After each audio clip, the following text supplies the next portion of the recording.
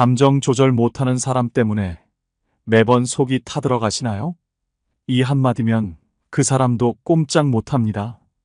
평소에 화부터 내는 사람, 욱하는 사람, 두 번 다시 당신 앞에서 함부로 굴지 못하게 만드는 강력한 대처법. 앞으로 알려드릴 6가지 중 한 가지만 활용해도 상황이 크게 달라질 것이고 분명 효과를 보실 겁니다. 지금 바로 알려드립니다. 첫 번째, 네 딸이 이런 대접 받는다면 넌 어떨 것 같아? 지현 씨는 또다시 남편과 말다툼을 하고 있었습니다. 최근 들어 남편은 짜증을 쉽게 내고 지현 씨에게 무례한 말을 자주 던졌습니다. 평소에는 넘기려고 했지만 이번에는 참기가 어려웠습니다. 남편이 소파에 앉아 다리를 꼬고 지현 씨를 향해 짜증을 내기 시작했습니다. 당신은 왜 이렇게 매사에 예민해? 그냥 좀 알아서 하라고. 그 순간 지현 씨는 마음속에서 쌓였던 억울함이 터져나왔습니다.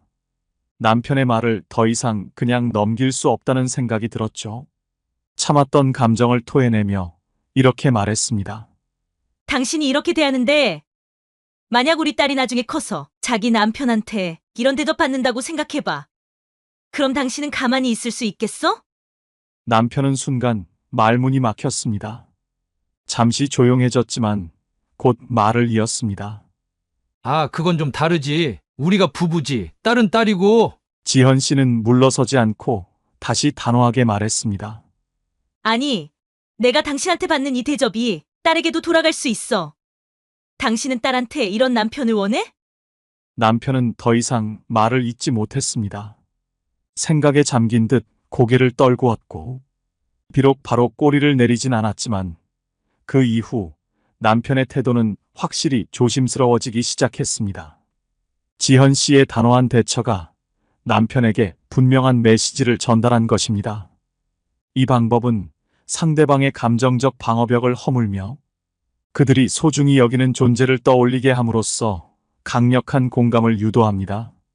특히 부부간의 대화에서 자녀를 예로 들어 말할 때 상대방은 본능적으로 그 상황을 자신의 현실로 받아들이게 됩니다. 이는 상대의 감정을 건드리고 자신의 행동을 되돌아보게 만드는 심리적 충격을 줍니다. 말로 직접 표현하기 어렵다면 카톡을 사용하는 것도 매우 효과적입니다. 타이밍과 톤이 핵심입니다. 감정이 격해진 직후에 바로 반응하지 말고 상대가 차분해졌을 때를 노리세요. 이때 보내는 한마디가 훨씬 큰 무게감을 가집니다. 예를 들어, 만약 우리 딸이 나중에 자기 남편한테 이런 대접 받으면 어떨 것 같아?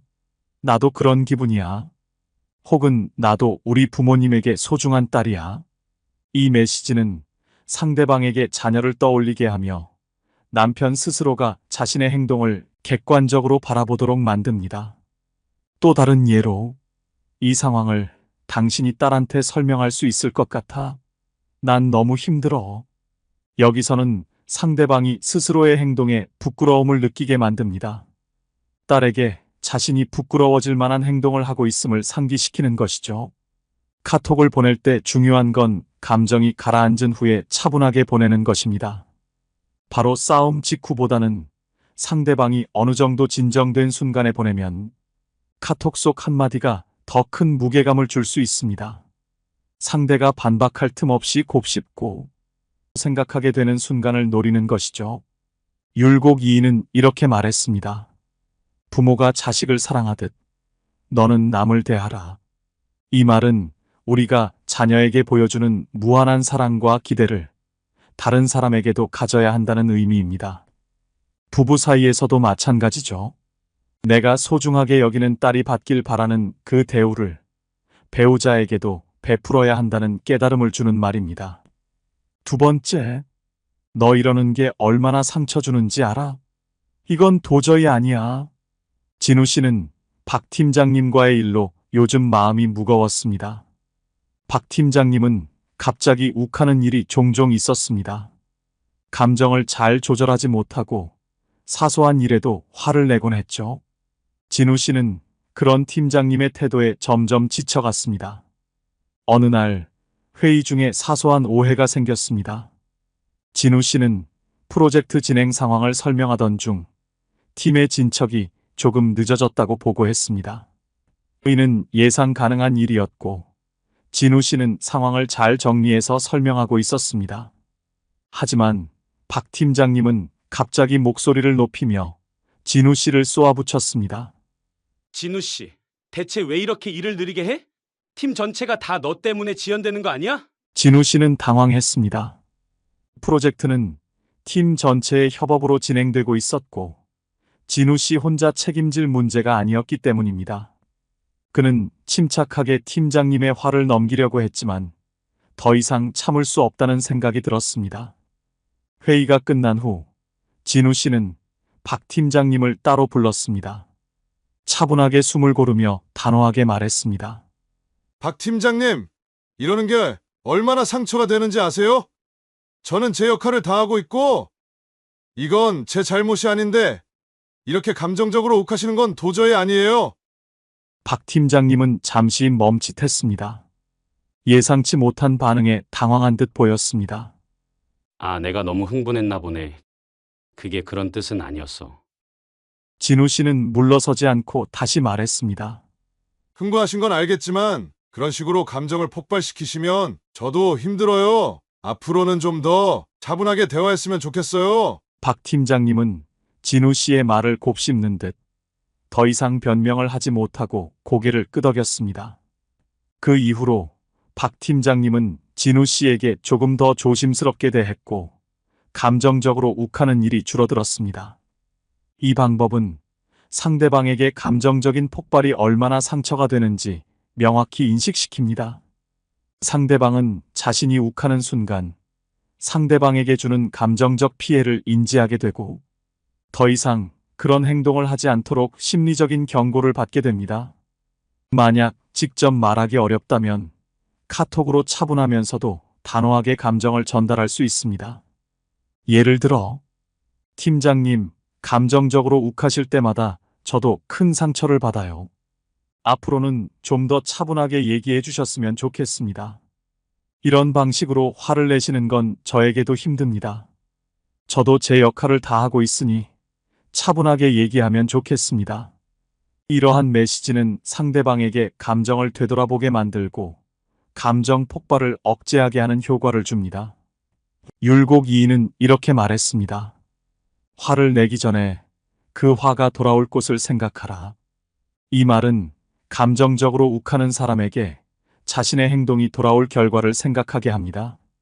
감정을 조절하지 못하면 결국 그 상처는 상대뿐 아니라 자신에게도 되돌아온다는 중요한 가르침입니다. 세 번째, 너한테 정말 실망이야. 지혜 씨와 수연 씨는 오랜 친구였습니다. 하지만 최근 들어 수연 씨의 행동이 지혜 씨를 힘들게 만들고 있었습니다. 수연 씨는 감정 기복이 심해지면서 자주 짜증을 내고 작은 일에도 화를 내곤 했습니다. 지혜 씨는 처음엔 이해하려고 했지만 수연 씨의 무례한 태도가 점점 참기 어려워졌습니다.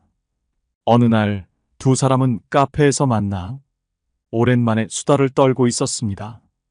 그런데 대화 도중 지혜 씨가 조심스럽게 수연 씨의 늦는 습관에 대해 이야기했습니다. 수연아, 너 요즘 자꾸 약속에 늦어서. 다음엔 좀 더 일찍 오면 좋겠어. 지혜 씨는 부드럽게 말했지만 수연 씨는 갑자기 화를 냈습니다.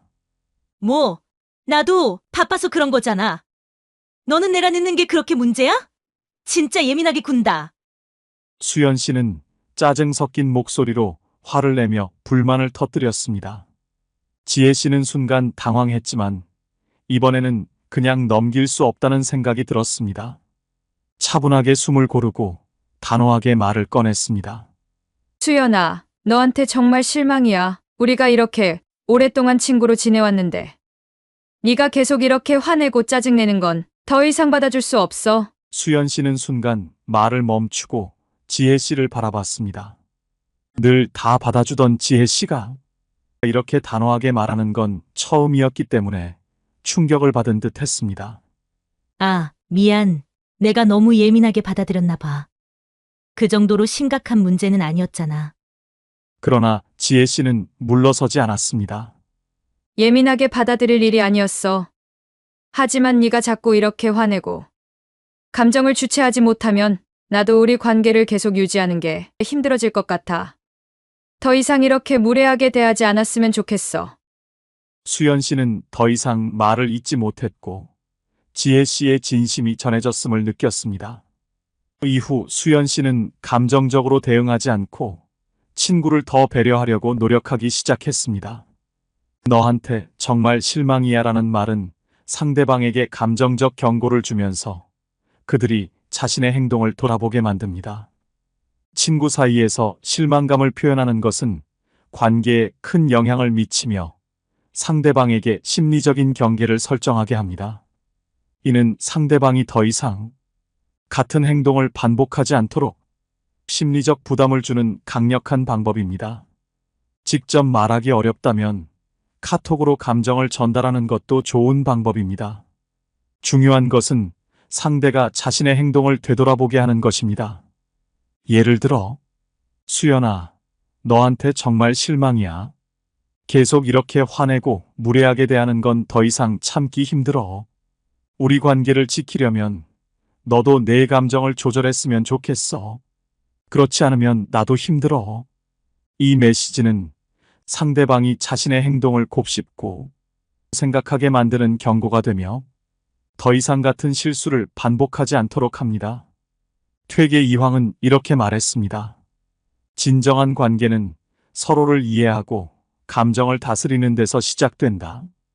이 말은 친구 사이에서도 서로의 감정을 조절하고 존중하는 것이 관계를 유지하는 중요한 요소임을 알려줍니다. 감정을 잘 다스리는 친구가 될 때 그 관계는 더 깊어지고 돈독해집니다. 네 번째, 이대로 가면 진짜 끝난다. 승현 씨는 요즘 아버지의 감정적인 성격 때문에 점점 힘들어졌습니다. 아버지는 사소한 일에도 욱하는 일이 잦아졌고 그 감정 폭발은 종종 가족들에게까지 영향을 미쳤습니다.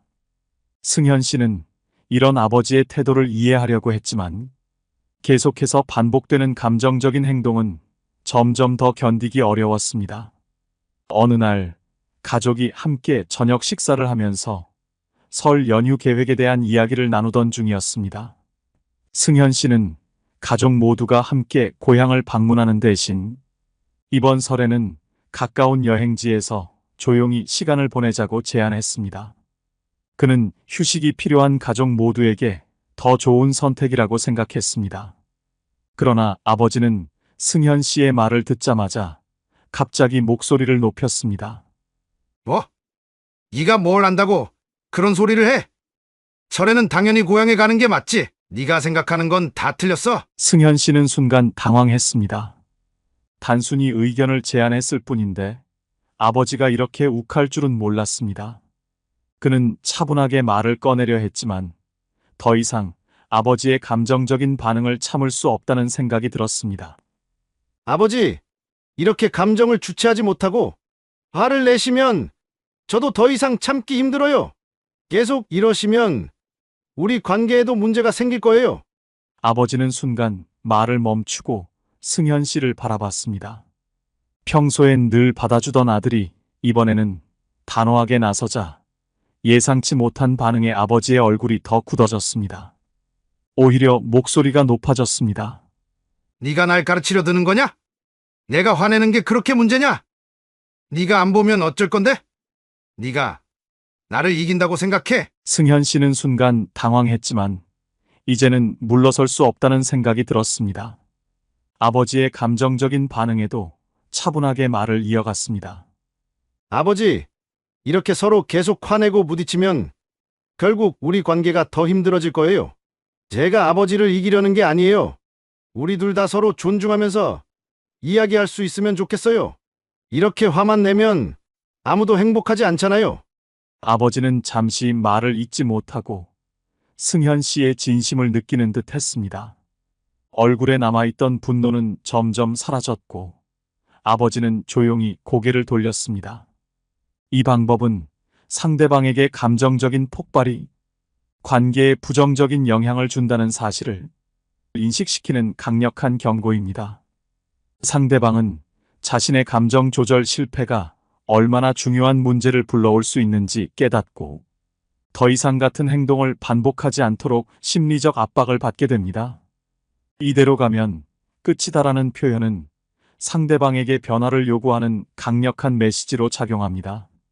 직접 말하기 어려운 경우 카톡을 통해 감정을 전달하는 것도 좋은 방법입니다.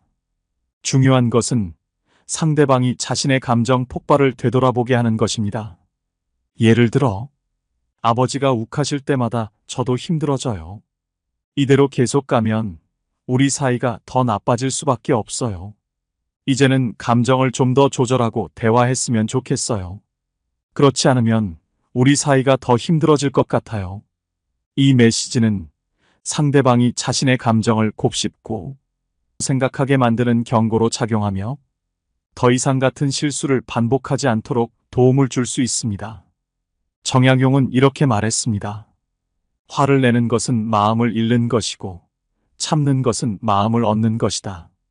이 말은 욱하는 감정을 참지 못하면 결국 자신도 주변과의 관계를 잃게 된다는 중요한 가르침입니다. 감정을 조절하고 차분하게 대화하는 것은 관계를 지키고 나 자신을 지키는 길입니다. 5번째, 내가 네가 하는 대로 똑같이 하면 기분이 어떨 것 같아? 지영 씨는 요즘 딸 소연이와 자주 부딪혔습니다.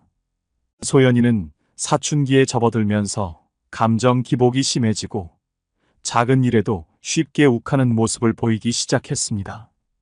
특히 가족들이 소연이에게 말을 걸 때마다 짜증을 내곤 해서 지영 씨는 어떻게 대처해야 할지 고민이 많았습니다. 어느 날 저녁 식사 준비 중에 소연이가 방에서 큰 소리로 불평을 하기 시작했습니다. 엄마, 도대체 왜 이렇게 저녁 준비가 느려요? 나 배고파서 죽겠어요. 소연이는 짜증 섞인 목소리로 엄마에게 화를 내며 소리를 질렀습니다. 지영 씨는 순간 마음이 상했습니다. 평소에는 참으려고 했지만 더 이상은 넘어갈 수 없다는 생각이 들었습니다. 차분하게 숨을 고른 후 소연이에게 말했습니다. 소연아, 내가 너처럼 매번 이렇게 화내고 짜증 부리면 너는 기분이 어떨 것 같아? 네가 내 입장이면 어떻게 느낄지 한번 생각해봐. 소연이는 순간 말을 멈췄습니다.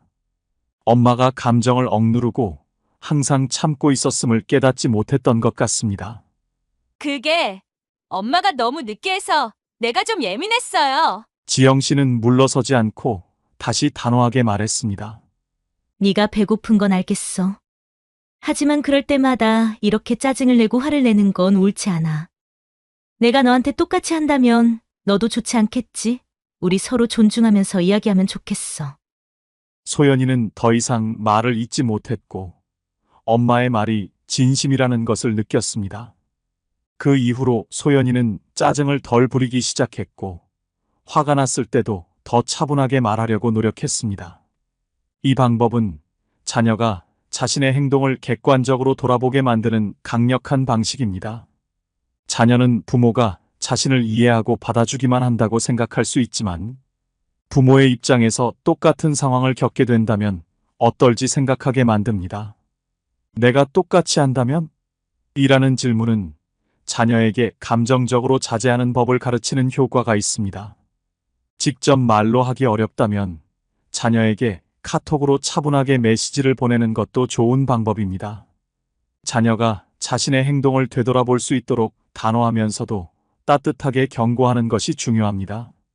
소연아, 내가 이렇게 짜증을 부릴 때마다 엄마도 힘들어. 내가 똑같이 한다면 너도 기분이 좋지 않겠지? 이 메시지는 자녀가 자신의 행동을 곰곰이 생각하게 만드는 경고로 작용하며 감정을 조절하는 데 도움을 줍니다. 퇴계 이황은 이렇게 말했습니다. 감정은 행동의 주인이 되어서는 안 된다. 이 말은 우리가 감정에 휘둘리지 않고 스스로 행동을 조절해야 한다는 중요한 가르침입니다. 자녀가 욱하는 상황에서도 이 가르침을 통해 감정을 다스리고 더 차분하게 대처하는 방법을 배울 수 있습니다. 6번째, 이건 선을 넘은 거야. 진우 씨는 최근 들어 직장에서 동료 태훈 씨의 태도가 신경 쓰였습니다. 태훈 씨는 매번 진우 씨의 일에 비꼬듯 말하며 진지하게 받아들이지 않는 모습이 점점 거슬렸습니다. 오늘 회의에서도 태훈 씨는 진우 씨가 준비한 자료를 보자마자 피식 웃으며 조롱하듯 말했습니다. 진우 씨, 이거 진짜 웃긴다. 이걸 진짜 제출하려는 거야? 이 정도 수준이면 팀 전체가 망신당할걸? 이게 최선이야? 더 잘할 수 있었잖아. 진우 씨는 속에서 치밀어 오르는 분노를 억누르기 어려웠습니다. 태훈 씨가 무시하는 듯한 태도를 보일 때마다 참아왔지만 이번에는 더 이상 그냥 넘길 수 없었습니다. 회의가 끝난 후 진우 씨는 태훈 씨를 따로 불러 차분하지만 단호하게 말했습니다. 태훈 씨, 더는 날 만만하게 보지 마. 이건 선을 넘은 거야. 태훈 씨는 예상치 못한 반응에 순간 당황한 표정을 지었습니다. 아, 그런 뜻은 아니었어. 그냥 너무 웃겨서 농담이었지. 예민하게 받아들인 것 같네? 진우 씨는 물러서지 않고 단호하게 대답했습니다. 농담으로 들리지 않았어. 내 일을 이렇게 깎아내리면서 무시하는 태도, 더 이상은 참을 수 없어. 나는 이 팀에서 내 역할을 충분히 하고 있고 앞으로는 나를 가볍게 대하지 않았으면 좋겠어. 태훈 씨는 말을 잇지 못했고 진우 씨의 결연한 태도에 더는 변명을 하지 못했습니다. 그 이후로 태훈 씨는 진우 씨를 대할 때 신중한 태도를 보이기 시작했습니다. 진우 씨는 자신이 더 이상 무시당하지 않도록 분명한 경계선을 그었습니다. 이 방법은 상대방에게 내가 더 이상 쉽게 넘길 수 없는 사람임을 알리는 강력한 신호를 보냅니다. 상대는 자신이 선을 넘었다는 경고를 받아들이게 되고 무시하던 태도를 바꾸지 않으면 안 된다는 압박감을 느끼게 됩니다. 상대방은 나를 다시 존중하게 되고 그와의 관계에서 나의 가치를 재정립하게 됩니다. 팀 회의 중이라면 바로 받아치기 힘들 수 있습니다. 그럴 때는 따로 만나거나 카톡을 보내는 것도 좋은 방법입니다. 중요한 건 상대가 더 이상 나를 가볍게 보지 않도록 분명한 선을 긋는 것입니다. 카톡으로 보낼 수 있는 예는 다음과 같습니다. 이제 나를 더 이상 가볍게 보지 않았으면 좋겠어. 계속 이러면 불편해질 거야. 지금까지 참아왔지만 더 이상은 아니야. 이 정도면 선을 넘은 거라고 생각해. 계속 이런 식으로 나를 대하면 더는 좋게 넘기기 힘들어질 것 같아. 카톡은 상대방이 진정된 후에 보내는 것이 효과적입니다. 이런 메시지는 상대방에게 부드럽지만 명확한 경고로 다가가며 다시 한번 생각하게 만듭니다. 정약용은 이렇게 말했습니다. 사람은 자신의 위치를 지키지 않으면 결국 자신을 잃는다. 이 말은 우리가 어떤 관계에서든 자신의 가치를 지키고 상대에게 존중받기 위한 경계선을 설정하는 것이 중요하다는 의미입니다. 내가 나 자신을 지킬 때 상대도 나를 존중하게 됩니다. 오늘 배운 방법으로 감정을 솔직하게 표현하고 상대방과의 관계를 더욱 깊이 있게 만들어가는 기회가 되기를 바라며 여러분의 일상도 조금 더 편안해지시길 바랍니다. 혹시 여러분도 비슷한 상황을 겪으셨다면 댓글로 사연을 나눠주세요. 많은 분들께 큰 도움이 될 것입니다. 이 영상이 필요한 분들께 공유해 주시고 구독과 좋아요로 저를 응원해 주세요. 여러분과의 소중한 연결이 저에게 큰 힘이 됩니다. 오늘도 여러분의 행복을 빕니다. 이상으로 행복 주문서였습니다.